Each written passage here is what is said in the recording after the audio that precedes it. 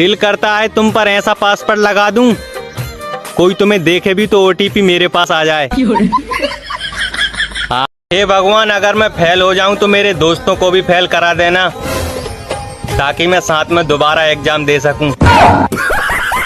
हाँ, पता नहीं लोग पूरी किताब कैसे याद कर लेते हैं।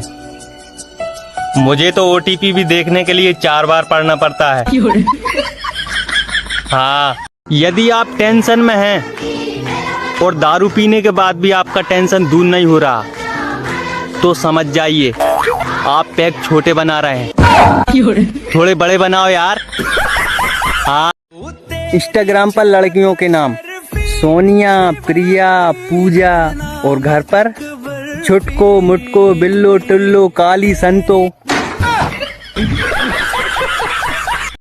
हेलो गाइस, ये है बैर।